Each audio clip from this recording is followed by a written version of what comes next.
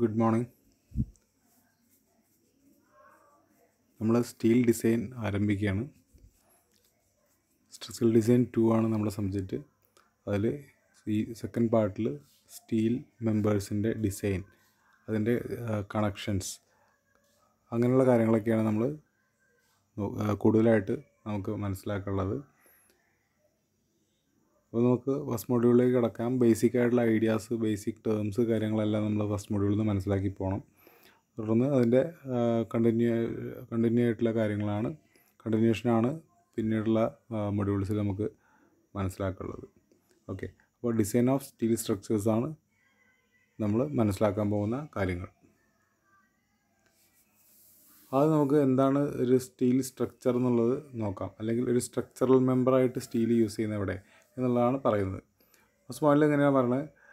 In steel structures, structural steel is the main load carrying material to transfer the load within them and transfer load to ground.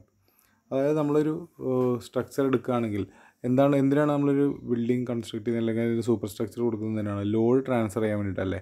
അതിലേക്ക് വരുന്ന live load, dead load എല്ലാം എർത്തിലേക്ക് transfer ചെയ്യാൻ വേണ്ടിയിട്ടാണ് നമ്മൾ എന്ത് ചെയ്യുന്നത്, ഒരു പ്രത്യേക സ്ട്രക്ചർ അതിന് കൊടുക്കുന്നത്. അപ്പോൾ ഇങ്ങനെ ലോഡ് ക്യാരി ചെയ്യുന്ന അല്ലെങ്കിൽ ലോഡ് ട്രാൻസ്ഫർ ചെയ്യുന്ന മെമ്പർ സ്റ്റീൽ മെമ്പേഴ്സ് ആണെങ്കിൽ അതിനാണ് നമ്മൾ സ്റ്റീൽ സ്ട്രക്ചേഴ്സ് എന്ന് പറയാം. നമുക്ക് I sections, T sections, channel sections അഥവാ സി സെക്ഷൻസ്, സ്റ്റീൽ പ്ലേറ്റ്സ്, അങ്ങനെയുള്ള കുറേ എക്സാമ്പിൾസ് നമുക്ക് സ്റ്റീൽ സ്ട്രക്ചേഴ്സിന് പറയാൻ സാധിക്കും. ഓക്കെ,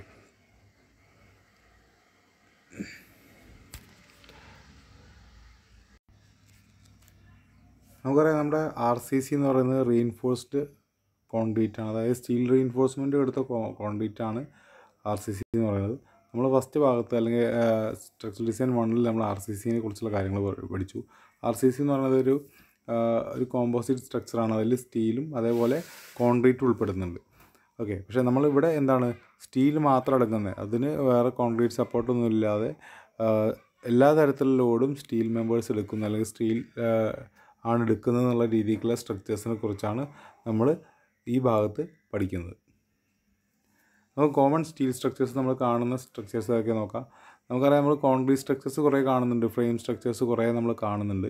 അതുപോലെ നമ്മൾ കോമൺലി കാണുന്നത് തന്നെയാണ് എന്ത്, സ്റ്റീൽ സ്ട്രക്ചേഴ്സ്. നമ്മളൊരു പക്ഷേ ശ്രദ്ധിച്ചിട്ടുണ്ടാവും, ചിലപ്പോൾ നമ്മൾ ശ്രദ്ധിക്കാതെ പോയിട്ടുണ്ടാവും.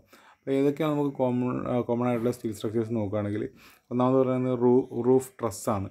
അതായത് വലിയ ഹാളുകളുടെ, അതേപോലെ ഫാക്ടറീസിൻ്റെയൊക്കെ റൂഫായിട്ട് നമ്മൾ ട്രസ് വർക്ക് ചെയ്യാറുണ്ട് അല്ലേ. ട്രസ് വർക്ക് ചെയ്തതിന് മുകളിൽ ഷീറ്റ്സ് ഒക്കെ ഇട്ടിട്ട് നമ്മൾ റൂഫിങ് ചെയ്യാറുണ്ട്. അങ്ങനെ റൂഫ് ട്രസ്സുകളൊരു പ്രധാന എക്സാമ്പിളാണ്. പിന്നെ റെയിൽവേ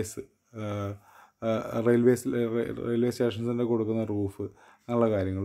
അതേമാതിരി ക്രെയിൻ ഗിർഡേഴ്സ്, കോളംസ്, ബീംസ്, സ്റ്റീൽ ബീംസും കോളംസും എല്ലാം കൊടുക്കാറുണ്ട്. അതേപോലെ വലിയ ക്രെയിൻ ഗിർഡറുകൾ, വലിയ ക്രെയിനുകളൊക്കെ നമ്മൾ കണ്ടിട്ടുണ്ടാകും. അതിൻ്റെ സപ്പോർട്ട് ചെയ്യുന്ന ഭാഗത്ത് നമ്മൾ സ്റ്റീൽ ഉപയോഗിച്ചിട്ട് അയക്കുന്നത്. അതേപോലെ പ്ലേറ്റ് ഗിർഡേഴ്സ്, പ്ലേറ്റ് ഗിർഡേഴ്സ് എന്ന് പറഞ്ഞാൽ ഈ ബ്രിഡ്ജസിനൊക്കെ സപ്പോർട്ട് ചെയ്യുന്നതായിട്ട് നമ്മൾ കൊടുക്കുന്നതാണ്. നമ്മൾ ഡീറ്റെയിൽ ആയിട്ട് പിന്നീട് പ്ലേറ്റ് ഗിർഡറിനെ കുറിച്ചൊക്കെ നമ്മൾ പഠിക്കും. പിന്നെ വലിയ ട്രാൻസ്മിഷൻ ടവേഴ്സ്, വാട്ടർ ടാങ്ക്സ്, ചിമ്മിനീസ്, അങ്ങനെ ധാരാളം എക്സാമ്പിൾസ് നമുക്ക് കാണാൻ പറ്റും. നമ്മൾ റെയിൽവേയുടെ കാര്യം പറഞ്ഞു. അപ്പോൾ റെയിൽവേ സ്റ്റേഷനിൽ നമ്മൾ റൂഫ് ട്രസ്സിൻ്റെ കാര്യമൊക്കെ പറഞ്ഞ പോലെ തന്നെ ഈ സ്റ്റീൽ സ്ട്രക്ചേഴ്സ് ധാരാളമായിട്ട് കാണുന്നത് എന്താണ് ഓവർ ബ്രിഡ്ജസ്, അങ്ങനെയുള്ള കാര്യങ്ങളെല്ലാം നമുക്ക് റെയിൽവേ സ്റ്റേഷനിൽ പോയി കഴിഞ്ഞാൽ വളരെയധികം സ്റ്റീൽ സ്ട്രക്ചേഴ്സ് കാണാൻ പറ്റും. അതേപോലെ സ്റ്റീൽ ടാങ്കുകളൊക്കെ കുറേ റെയിൽവേ സ്റ്റേഷനിൽ നമുക്ക് സ്റ്റീൽ ടാങ്കുകൾ കാണാൻ പറ്റും. വലിയ വാട്ടർ ടാങ്ക്സ് സ്റ്റീലിൻ്റെ കാണാൻ പറ്റും. അപ്പോൾ അത് പ്രധാനമായിട്ട് നമുക്ക് സ്റ്റീൽ സ്ട്രക്ചേഴ്സ് കാണാൻ പറ്റിയ ഏരിയ ആണിത്, ഈ റെയിൽവേയായിട്ട് ബന്ധപ്പെട്ട റെയിൽവേ സ്റ്റേഷൻസ് എല്ലാം. ഓക്കെ, അപ്പോൾ അങ്ങനെയൊക്കെ പോകുമ്പോൾ നമ്മൾ അത്തരം സ്ട്രക്ചേഴ്സ് ശ്രദ്ധിക്കുക. അപ്പോൾ ഇങ്ങനെ അനവധി സ്ഥലങ്ങളിൽ എന്ത് ചെയ്യുന്നുണ്ട്, നമ്മൾ കോമൺ ആയിട്ട് സ്റ്റീൽ സ്ട്രക്ചേഴ്സ് ഉപയോഗിക്കുന്നുണ്ട്. നമുക്ക് കുറച്ച് എക്സാമ്പിൾസ് നോക്കുകയാണെങ്കിൽ നമ്മൾ കണ്ട കുറച്ച് ചിത്രങ്ങൾ, നമുക്ക് അറിയാവുന്ന ചിത്രങ്ങൾ നമുക്ക് പരിചയപ്പെടാം. ഒരു പഴയ ടൈപ്പ് ഓൾഡ് ആർച്ച് ബ്രിഡ്ജാണ് കാണിച്ചിരിക്കുന്നത്. ആർച്ചസ് ഫോം ചെയ്തിരിക്കുന്നത് സ്റ്റീൽ സ്ട്രക്ചേഴ്സ് ഉപയോഗിച്ചിട്ടാണ്. പിന്നെ ഫ്രെയിംഡ് ബിൽഡിങ്സ്, ഇപ്പോൾ നമ്മൾ പറഞ്ഞു, നമ്മൾ കോമൺ ആയിട്ട് നമുക്കിപ്പോൾ കാണാവുന്ന, ഇപ്പോൾ ഒരു പ്രചാരത്തിൽ കൂടി വരുന്ന ടൈപ്പ് എന്ന് പറഞ്ഞാൽ സ്റ്റീൽ ഫ്രെയിംഡ് സ്ട്രക്ചേഴ്സാണ്. കോൺക്രീറ്റ് ഫ്രെയിംസിന് പകരം സ്റ്റീൽ മെമ്പേഴ്സ് ഉപയോഗിക്കുന്നു. സ്റ്റീൽ സ്ലാബുകൾക്ക് പകരം സ്റ്റീൽ ഷീറ്റുകൾ ഉപയോഗിക്കുന്നു. അല്ലെങ്കിൽ കോൺക്രീറ്റ് തന്നെ സ്ലാബുകളായിട്ട് നമ്മൾ ഉപയോഗിക്കുന്നു. മെയിൻ സ്ട്രക്ചറായിട്ട് സ്റ്റീൽ ഉപയോഗിക്കുന്നു. ഈ രീതിക്ക് ഈ ഫിഗറിൽ കാണുന്ന മാതിരിയുള്ള ഫ്രെയിംഡ് ബിൽഡിങ്സ് സ്റ്റീലിൻ്റെ ഇപ്പോൾ ധാരാളമായിട്ട് പെട്ടെന്ന് തന്നെ വർക്ക് കഴിയും, കൂടുതൽ ലോഡ് എടുക്കാൻ കഴിയും. അങ്ങനെയുള്ള കുറേ അഡ്വാൻറ്റേജസ് അതിനുണ്ട് താനും. പിന്നെ ഒരു ഫ്രെയിം സ്ട്രക്ചറിൻ്റെ തന്നെ വീണ്ടും കാണിച്ചിരിക്കുന്ന കോളംസും സ്ലാബ്സും എല്ലാം സ്റ്റീൽ വരുന്ന രീതിക്കുള്ള ഒരു ഒരു ഫ്രെയിംഡ് ബിൽഡിംഗ് ആണ് കാണിച്ചിട്ടുള്ളത്. പിന്നെ ഇൻഡസ്ട്രിയൽ ബിൽഡിംഗ്, വലിയ നമ്മൾ പറഞ്ഞപ്പോൾ വലിയ ഫാക്ടറീസ്, സിനിമ ഹാൾസ് പോലുള്ള വലിയ ഹാളുകൾ, പിന്നെ ഇൻഡസ്ട്രിയൽ ബിൽഡിങ്സ്, വലിയ ഇൻഡസ്ട്രീസിൻ്റെയൊക്കെ ബിൽഡിങ്സൊക്കെ നമ്മൾ കൂടുതലായിട്ടും സ്റ്റീൽ സ്ട്രക്ചേഴ്സാണ് പ്രിഫർ ചെയ്യുന്നത്. വർക്ക് പെട്ടെന്ന് ചെയ്ത് തീർക്കാനുള്ള കാര്യവും അതേപോലെ അത് വലിയ ഹൈറ്റിൽ ഉണ്ടാക്കാവുന്ന ലോഡ് കാര്യങ്ങളും എല്ലാം അതിൻ്റെ കാര്യങ്ങളാണ്. അപ്പോൾ ഇൻഡസ്ട്രിയൽ ബിൽഡിങ്സ് പ്രധാനമായിട്ട് നമ്മൾ സ്റ്റീൽ ഉപയോഗിച്ചിട്ടാണ് ചെയ്യുന്നത്. ഇതേപോലെ ഇൻഡസ്ട്രിയൽ ബിൽഡിങ്ങിൻ്റെ ഒരു ഫിഗർ തന്നെയാണ് കാണിച്ചിട്ടുള്ളത്. പിന്നെ ട്രസ് ബ്രിഡ്ജസ്, വലിയ പാലങ്ങൾ, എസ്പെഷ്യലി ഈ റെയിൽവേ ബ്രിഡ്ജസൊക്കെയാണ് നമുക്കിങ്ങനെ കാണാൻ സാധിക്കുക അല്ലേ. കൂടുതലായിട്ടും കാണുന്നത് നമുക്ക് റെയിൽവേ ബ്രിഡ്ജസ്സാണ്. പിന്നെ അല്ലാതെ തന്നെ റോഡ്സ് കടന്നു പോകുന്ന ബ്രിഡ്ജസൊക്കെ പ്രസിദ്ധമായിട്ടുള്ള എക്സാമ്പിൾസ് സ്റ്റീൽ സ്ട്രക്ചേഴ്സിൽ നമുക്ക് കാണാൻ സാധിക്കും. പിന്നെ സസ്പെൻഷൻ ബ്രിഡ്ജസ്, അതെല്ലാം എന്താണ് സ്റ്റീൽ സ്ട്രക്ചേഴ്സിന് എക്സാമ്പിളാണ്. സസ്പെൻഷൻ ബ്രിഡ്ജസ് അല്ലേ, അത് ഒരു എക്സാമ്പിളായിട്ട് നമുക്ക് പറയാൻ സാധിക്കും. തൂക്കുപാലങ്ങൾ എന്നൊക്കെ പറയുന്ന രീതിക്കുള്ള പാലങ്ങളൊക്കെ സ്റ്റീൽ മെമ്പേഴ്സ് ഉപയോഗിച്ചിട്ടാണ് ചെയ്യുന്നത്. അതൊക്കെയാണ് നമ്മൾ പ്രധാനമായിട്ട് നമുക്ക് ഇനിയും കുറേ എക്സാമ്പിൾസ് നമുക്ക് കാണാൻ സാധിക്കും. ജസ്റ്റ് നമ്മൾ മനസ്സിലാക്കാൻ, ഇതൊരു കോമൺ കാര്യമാണ് സ്റ്റീൽ സ്ട്രക്ചർ എന്നുള്ള ബോധ്യപ്പെടാൻ വേണ്ടിയിട്ട് കുറച്ച് ഫിഗേഴ്സ് നമ്മൾ കാണിച്ചു എന്നുള്ളൂ. അടുത്ത വളരെ ഇമ്പോർട്ടൻ്റ് ആയിട്ടുള്ള ഭാഗത്തേക്ക് നമ്മൾ കിടക്കുകയാണ്. അഡ്വാൻറ്റേജ് ആൻഡ് ഡിസഡ്വാൻറ്റേജസ് സ്റ്റീൽ സ്ട്രക്ചേഴ്സാണ് പറയുന്നത്. അത് പല പ്രാവശ്യം ചോദിച്ചിട്ടുള്ള എക്സാമിന് ചോദിക്കാറുള്ള നമ്മൾ മനസ്സിലാക്കി വെക്കേണ്ട കാര്യമാണ്. ഇതിലൊന്ന് പറയുന്നത് ആദ്യമായി പറയുന്നതെന്ന് വെച്ചാൽ high compressive and tensile strength എന്നുള്ളതാണ് സ്റ്റീൽ സ്ട്രക്ചേഴ്സിനെ കുറിച്ച് പറയുന്നത്. നമ്മൾ കോൺക്രീറ്റിൻ്റെ കാര്യം പറഞ്ഞപ്പോൾ ഒരു കാര്യം പറഞ്ഞിരുന്നു പ്രധാനപ്പെട്ട, concrete is strong in compression, weak in tension എന്ന് പറഞ്ഞിരുന്നു. കോൺക്രീറ്റ് ടെൻഷൻ എടുക്കുന്നതിൽ വീക്കാണ്, കംപ്രഷൻ എടുക്കാനാണ് സ്ട്രോങ്. അതുകൊണ്ടാണ് നമ്മൾ ടെൻസൈൽ സോണിൽ റീഎൻഫോഴ്സ്മെൻറ്റ് കൊടുത്തിരുന്നത്. സ്റ്റീൽ ബാറുകൾ നമ്മൾ കൊടുത്തിരുന്നതിനായിരുന്നു ടെൻഷൻ എടുക്കാൻ വേണ്ടിയിട്ടായിരുന്നു. കാരണം കോൺക്രീറ്റ് എന്താണ്, ടെൻഷനിൽ വീക്കാണ്. പക്ഷേ സ്റ്റീലിൻ്റെ കാര്യം എടുക്കുകയാണെങ്കിൽ സ്റ്റീൽ കംപ്രഷനിലും അതെ ടെൻഷനിലും അതേ സ്ട്രോങ് ആണ്. അപ്പോൾ കംപ്രസീവ് ഫോഴ്സും ടെൻസൈൽ ഫോഴ്സും ക്യാരി ചെയ്യാൻ ആർക്ക് സാധിക്കും, ഇതേപോലെ സ്റ്റീൽ മെമ്പേഴ്സിന് സാധിക്കുന്നുള്ളതാണ് അതിൻ്റെ പ്രധാനപ്പെട്ട ഒരു അഡ്വാൻറ്റേജ്. അപ്പോൾ എന്തായി, കുറച്ച് കോൺക്രീറ്റിനെ അപേക്ഷിച്ചിട്ട് നമ്മൾ കുറച്ച് അളവിലുള്ള മെമ്പേഴ്സ് കൊടുത്താൽ മതിയാവും സ്റ്റീലിൻ്റെ കേസ് വരുമ്പോൾ. കാരണം കുറച്ചൊരു യൂണിറ്റ് വെയ്റ്റിൽ കമ്പയർ ചെയ്യുമ്പോൾ അത് കുറച്ച് യൂണിറ്റ് വെയ്റ്റുള്ള സാധനം കൂടുതൽ ലോഡ് എടുക്കുന്ന ഒരു കഴിവുണ്ടാവും. അപ്പോൾ അതുകൊണ്ട് കുറച്ച് സാധനം ഉപയോഗിക്കുമ്പോൾ കൺസ്ട്രക്ഷൻ വെയ്റ്റ്, പിന്നെ സ്പേസ് സേവിങ് കാര്യങ്ങളൊക്കെ നമുക്ക് ചെയ്യാൻ പറ്റും അല്ലേ. ഒരു കൺജസ്റ്റഡ് ആയിട്ടുള്ള ഏരിയയിൽ ചെയ്യുമ്പോൾ ഒരു ഇൻറ്റീരിയറിലൊക്കെ നമ്മൾ മാക്സിമം സ്പേസ് കൊടുക്കുക എന്നുള്ളത് നമുക്ക് വളരെ ഇമ്പോർട്ടൻ്റ് ആയിട്ടുള്ള കാര്യമാണ്. അപ്പോൾ സ്റ്റീൽ സ്ട്രക്ചേഴ്സ് ഉപയോഗിക്കുമ്പോൾ അത് കമ്പാരിറ്റീവ്ലി തിന്നായിട്ടുള്ള സ്ട്രക്ചേഴ്സ് ആയിരിക്കും കോളംസൊക്കെ. അപ്പോൾ എന്താണ്, നമുക്ക് വലിയ സ്പേസ് നമുക്ക് അവിടെ സേവ് ചെയ്യാൻ സാധിക്കും. പിന്നെ അതിൻ്റെ വ്യൂ, എസ്തെറ്റിക്സ് വ്യൂ എന്ന് പറയുന്നത് എന്താണ്, കൂടുതൽ ഭംഗിയുള്ള രീതിക്ക് നമുക്ക് ചെയ്യാൻ സാധിക്കും. പിന്നെ ക്വാളിറ്റി ആൻഡ് ഡ്യൂറബിലിറ്റി ബെസ്റ്റാണ്. പിന്നെ മറ്റൊരു പ്രധാനപ്പെട്ട എക്സാമ്പിൾ എന്ന് പറയുന്നത് സ്പീഡിന് കൺസ്ട്രക്ഷനാണ്. നമുക്ക് പെട്ടെന്ന് തന്നെ എന്ത് ചെയ്യാൻ പറ്റും, കൺസ്ട്രക്ഷൻ ചെയ്ത് തീർക്കാൻ സാധിക്കും. നമുക്കറിയാം കോൺക്രീറ്റ് സ്ട്രക്ചർ ഇടുകയാണെങ്കിൽ നമ്മളതിൻ്റെ ഫോം വർക്ക് ചെയ്യണം, അതിന് റീഇൻഫോഴ്സ്മെൻറ്റ് കൊടുക്കണം, പിന്നെ ഫോം വർക്ക് ചെയ്യണം, അല്ലെങ്കിൽ കോൺക്രീറ്റ് പോർ ചെയ്യണം, പിന്നെ അത് സെറ്റ് ആവാനുള്ള ടൈം കൊടുക്കണം, അത് സ്ട്രെങ്ത് അറ്റൈൻ ചെയ്യാനുള്ള സമയം കൊടുക്കണം. ഇങ്ങനെ കുറേ സമയം നമുക്ക് ചിലവാകും അല്ലേ. പക്ഷേ സ്റ്റീൽ സ്ട്രക്ചേഴ്സ് ആണെങ്കിൽ നേരെ കൊണ്ടുവന്നാൽ മതി. നമ്മൾ ഓൾറെഡി ബിൽറ്റ് ചെയ്തിരിക്കുന്ന സാധനം കൊണ്ടുവന്നിട്ട് അവിടെ ഫിക്സ് ചെയ്താൽ മതിയാവും. അപ്പോൾ വളരെ പെട്ടെന്ന് കൺസ്ട്രക്ഷൻ കഴിയുന്നുള്ളത് ഇതിൻ്റെ വളരെ പ്രധാനപ്പെട്ടതും ഇന്ന് കൂടുതൽ നമ്മൾ ഉപയോഗിക്കാനുള്ളതിന് പ്രധാനപ്പെട്ട കാരണമാണ്. ഓക്കെ.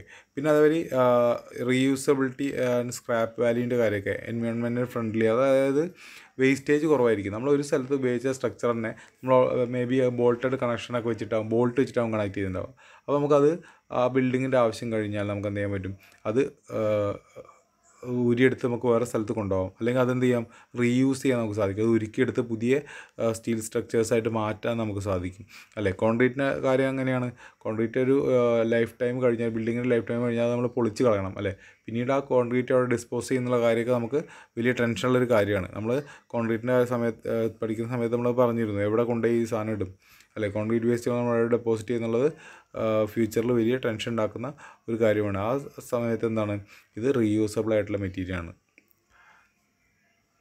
പിന്നെ ലാർജ് സ്പാനിൽ ലാർജ് ഹൈറ്റിലൊക്കെ നമ്മൾ ബിൽഡിങ്സ് ഉണ്ടാക്കുകയാണ്. അപ്പോൾ നമ്മളൊരു ഗോഡൗൺ അല്ലെങ്കിൽ ഒരു ഇൻഡസ്ട്രിയൽ ബിൽഡിങ്ങിൻ്റെയൊക്കെ ചിത്രം കണ്ടു. അപ്പോൾ നല്ല ഹൈറ്റിൽ വേണ്ടി വരും എന്നത് ഉണ്ടാക്കാൻ. അങ്ങനെ സമയത്തൊക്കെ കൂടുതൽ കൺവീനിയൻ്റ് ആയിട്ടുള്ളത് ഏതാണ്? സ്റ്റീൽ സ്ട്രക്ചേഴ്സാണ്. ഓക്കെ. പിന്നെ കുറച്ച് ഡിസഡ്വാൻറ്റേജ് നമ്മൾ ലിസ്റ്റ് ചെയ്യാമെന്ന് പറയുകയാണെങ്കിൽ നമുക്ക് പ്രധാനമായിട്ട് പറയാനുള്ളത് കോസ്റ്റാണ്. ഇനീഷ്യൽ കോസ്റ്റ് ഇതിൽ കൂടുതലായിരിക്കും. അപ്പോൾ ഇനീഷ്യൽ കോസ്റ്റ് പറഞ്ഞാൽ ആദ്യം നമ്മൾ ചിലവാക്കുന്ന കോൺക്രീറ്റിനെ അപേക്ഷിച്ച് ചിലവ് കൂടുതലായിരിക്കും. പക്ഷേ ഒരു ഫ്യൂച്ചറിൽ നമ്മൾ നോക്കുകയാണെങ്കിൽ അതിൻ്റെ മെയിൻ്റെനൻസ് കോസ്റ്റ്, അതേപോലെ അതിൻ്റെ റീയൂസബിലിറ്റി, അതിൻ്റെ സ്ക്രാപ്പ് വാല്യൂ കാര്യങ്ങളൊക്കെ നോക്കുമ്പോൾ, സ്ക്രാപ്പ് വാല്യൂ എന്ന് പറഞ്ഞാൽ എന്താ, അതിൻ്റെ കാലാവധി കഴിഞ്ഞതിന് ശേഷം അതിന് വരുന്ന വില അല്ലേ. ഒരു കോൺക്രീറ്റ് സ്ട്രക്ചേഴ്സിനാണെങ്കിൽ കോൺക്രീറ്റ് പീസിന് നമ്മൾ വലിയ വിലയൊന്നും ഉണ്ടാവില്ല. പക്ഷേ സ്റ്റീലാണെങ്കിൽ എന്താണ്, അത് വീണ്ടും നമുക്ക് മെൽറ്റ് ചെയ്തിട്ടോ അല്ലെങ്കിൽ അതേ രീതിക്ക് തന്നെ റീയൂസ് ചെയ്യാനൊക്കെ സാധിക്കുന്നതുകൊണ്ട് അതിൻ്റെ സ്ക്രാപ്പ് വാല്യൂ ഒക്കെ കൂടുതലാണ്. അപ്പോൾ ഇനീഷ്യൽ കോസ്റ്റ് കൂടുതലാണെന്നുള്ളത് ഒരു ഡിസഡ്വാൻറ്റേജ് ആയിട്ട് നമുക്ക് പറയാം. അതേപോലെ കൊറോഷൻ അല്ലേ, മെയിൻ്റെനൻസ് കൂടുതലായിട്ട് കമ്പാരിറ്റീവ്ലി കൂടുതൽ വേണ്ടി വരും.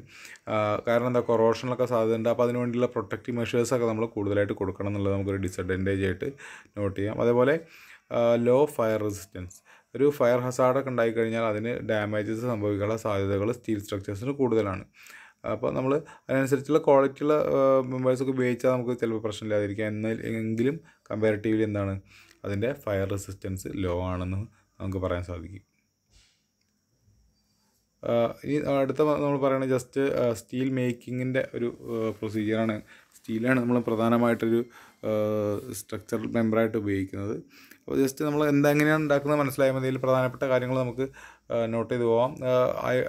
ഓർസ് നിന്ന് എക്സ്ട്രാക്ട് ചെയ്തിട്ടാണ് എന്താണ് ഓർസ്, ഹെമറ്റൈറ്റ്, ലൈം സ്റ്റോൺസ് പോലുള്ള മാഗ്നറ്റൈറ്റ് പോലുള്ള സാധനങ്ങൾ ഫർണസിലൊക്കെ ഇട്ടിട്ട് നമ്മൾ എന്ത് ചെയ്യുന്നു, നമ്മൾ പണ്ട് പഠിച്ചതാണ്, ചെറിയ ക്ലാസ്സുകളിലൊക്കെ പഠിച്ച പോലെ അയൺ ഓറുകളിൽ നിന്ന് നമ്മൾ എക്സ്ട്രാക്ട് ചെയ്തെടുക്കുകയാണ് ചെയ്യുക.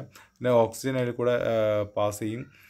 മോൾട്ടൺ അയണിൽ കൂടെ നമ്മൾ പാസ് ചെയ്യുന്നതിന് അതിലെ ഇമ്പ്യൂരിറ്റീസും കാർബൺ കണ്ടൻറ്റും എല്ലാം റിമൂവ് ചെയ്യാൻ വേണ്ടിയിട്ട് നമ്മൾ ഓക്സിജൻ പാസ് ചെയ്യും. അതേപോലെ സ്ട്രെങ്തൻ ചെയ്യാൻ വേണ്ടി മാംഗനീസ് ആഡ് ചെയ്യും. പിന്നെ ക്രോം, നിക്കൽ, ഫോസ്ഫറസ് ഉള്ള കാര്യങ്ങൾ വിവിധ പ്രോപ്പർട്ടീസിന് വേണ്ടിയിട്ട് നമ്മൾ അതിൽ ആഡ് ചെയ്യാറുണ്ട്. അതേപോലെ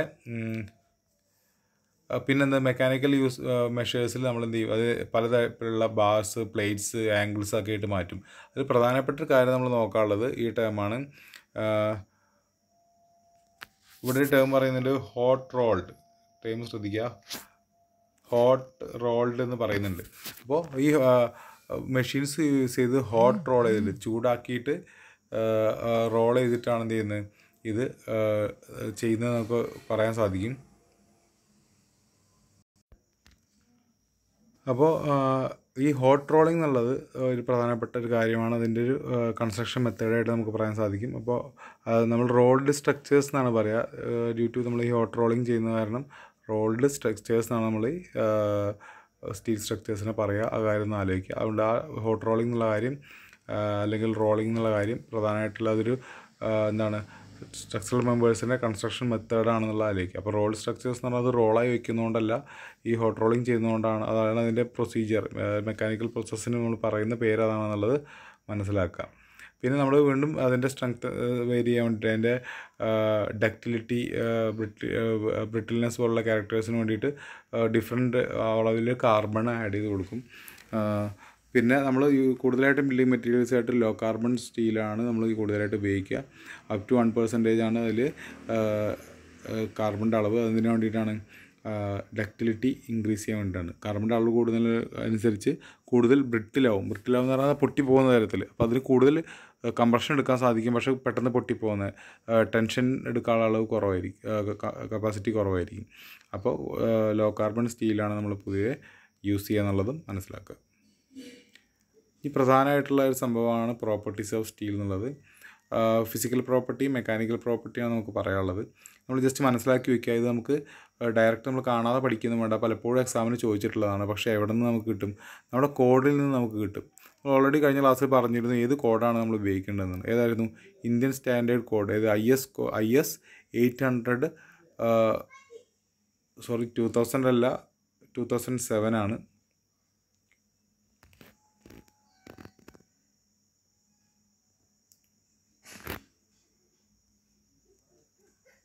2007. ഓക്കെ, IS ഇവിടെ 2000 എഴുതിയതൊന്ന് നോക്കുക. അത് 2007 ആണ് നമ്മൾ ചെയ്യുന്നത്. എഴുതിയപ്പോൾ മാറിപ്പോയതാണ്. അതാണ് നമ്മുടെ കോഡ്. അപ്പോൾ അതിൽ പറയുന്നുണ്ട് physical and mechanical and physical properties പറയുന്നുണ്ട്. അപ്പോൾ കറക്റ്റ് എന്ത് ചെയ്യുക, നേരെ കോഡിൽ നിന്ന് നമുക്ക് എടുത്തെഴുതിയാൽ മതിയാവും. ഫിസിക്കൽ പ്രോപ്പർട്ടീസും മെക്കാനിക്കൽ പ്രോപ്പർട്ടീസും. ഫിസിക്കൽ പ്രോപ്പർട്ടീസ് പറയുന്നത് unit mass, modulus of rigidity, Poisson distribution തുടങ്ങിയവയാണ്. അപ്പോൾ അതിൽ 4, 5 ഞാനുണ്ട് പോയിന്റ് ഇട്ട് വെച്ചിട്ടുണ്ട്. അതെന്തിനാണെന്ന് വെച്ചാൽ നിങ്ങൾ ഫില്ല് ചെയ്യാൻ വേണ്ടിയിട്ടാണ്. നിർബന്ധമായിട്ടും ആ ക്ലോസ് നോക്കുക. ക്ലോസ് ഏതാണ്? 2.2.4 IS 800 2007 ക്ലോസ് 2.2.4 പ്രോപ്പർട്ടീസ് പറയുന്നത്. അപ്പോൾ നിർബന്ധമായിട്ട് നോക്കുക. ആ 2 പോയിൻ്റ് കൂടി നിങ്ങൾ നോട്ടിലേക്ക് എഴുതുമ്പോൾ ആ 2 പോയിൻ്റ് കൂടി ആഡ് ചെയ്തിട്ട് വേണം എഴുതാൻ. ഏതൊക്കെയാണ് 2 ഫിസിക്കൽ പ്രോപ്പർട്ടീസ് എന്നുള്ളതും കൂടി എഴുതുക. പ്രോപ്പർട്ടീസ് ഓഫ് സ്റ്റീൽ എന്തൊക്കെയാണെന്നുള്ളത് ആസ് പെർ IS കോഡ് എന്തൊക്കെയാണെന്നുള്ളത് ചോദിക്കാറുണ്ട്. അതേമാതിരി ഫിസിക്കൽ പ്രോപ്പർട്ടീസ് മാത്രമായിട്ടും മെക്കാനിക്കൽ പ്രോപ്പർട്ടീസ് മാത്രമായിട്ടൊക്കെ എക്സാമിന് ചോദിച്ചിട്ടുണ്ട്. നമുക്ക് മെക്കാനിക്കൽ പ്രോപ്പർട്ടീസും കൂടി ഒന്ന് മെൻഷൻ ചെയ്യാം. അതിൽ പറയുന്ന ഒന്ന് ഈൽഡ് സ്ട്രെസ്സാണ്. നമ്മൾ FI ഡിനോട്ട് ചെയ്യും. പിന്നെ അതിൽ ultimate stress, tensile ultimate stress എന്നുള്ളത് FU എന്ന് നോട്ടേറ്റ് ചെയ്യും. അതേപോലെ maximum percentage elongation on standard gauge length ഒന്ന്. അതായത് നോച്ച് ടഫ്നെസ്. ഇതൊക്കെയാണ് മെക്കാനിക്കൽ പ്രോപ്പർട്ടീസായിട്ട് നമുക്ക് പറയാനുള്ളത്.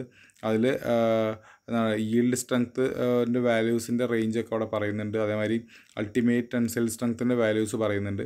അപ്പോൾ നമ്മളൊരു സ്റ്റീൽ ബാർ നൊട്ടേറ്റ് ചെയ്യാന്ന് വെച്ചാൽ അതിൽ ആദ്യം പറയുന്നത് FE 410A എന്നുള്ള ഇത് നോക്കുക. അതിൽ FE എന്നുള്ളത് സ്റ്റീൽ അയേൺ എന്നുള്ളതാണ് സൂചിപ്പിക്കുന്നത്. പിന്നെ ഒരു 410 എന്ന് പറയുന്നത് അടുത്ത കോളത്തിൽ കാണിച്ചിട്ടുണ്ട്. അൾട്ടിമേറ്റ് ടെൻസൈൽ സ്ട്രെങ്ത്തിനെയാണ് അത് ഉദ്ദേശിക്കുന്നത് 410 എന്നുള്ളത്. പിന്നെ ABC എന്നൊക്കെ പറഞ്ഞ് പേര് കൊടുക്കുന്നത് അതതിൻ്റെ ഗ്രേഡാണ് സൂചിപ്പിക്കുന്നത്. ഡിഫറെൻറ്റ് ഗ്രേഡിലുള്ള സ്റ്റീലുകൾ എന്നുള്ളതിൻ്റെ കാറ്റഗറി ചെയ്തിരിക്കുന്നത്. അടിയിൽ കൊടുത്തിരിക്കുന്ന ടേബിൾ എങ്ങനെയാണ് അതിൻ്റെ സ്ട്രെങ്ത്ത് മെൻഷൻ ചെയ്യുന്നത്, നമ്മളെ മെക്കാനിക്കൽ പ്രോപ്പർട്ടീസ് എന്തൊക്കെയാണെന്നുള്ള കാര്യമാണ് പറഞ്ഞിരിക്കുന്നത്. അതിൽ സ്റ്റാൻഡേർഡ് സ്ട്രക്ചേഴ്സ് ആയിട്ടുള്ള FE 410 ABC പറയുന്നുണ്ട്. അതായത് ഹൈ ടെൻസൈൽ സ്ട്രക്ചർ സ്റ്റീലിനെ കുറിച്ചും അതിൽ പറയുന്നുണ്ട്. ഓക്കെ, അതിൽ W എന്നുള്ള നൊട്ടേഷൻ പറയുന്നത് വെൽഡഡ് ആണോ വെൽഡഡ് അല്ലേ എന്നുള്ള കാര്യമൊക്കെയാണ് ആ നൊട്ടേഷൻ കൊണ്ട് സൂചിപ്പിക്കുന്നത്. ഓക്കെ, അപ്പോൾ അതിൽ ഏതൊക്കെയാണ് മെക്കാനിക്കൽ പ്രോപ്പർട്ടീസ് എന്നുള്ള കാര്യം ഒന്ന് ലിസ്റ്റ് ഔട്ട് ചെയ്ത് അത് മനസ്സിലാക്കി വയ്ക്കുക. ഓൾറെഡി കോഡിലുണ്ട്, അത് നോക്കി എഴുതാനുള്ള കാര്യം കൂടി മനസ്സിലാക്കി വയ്ക്കുക. ഓക്കെ.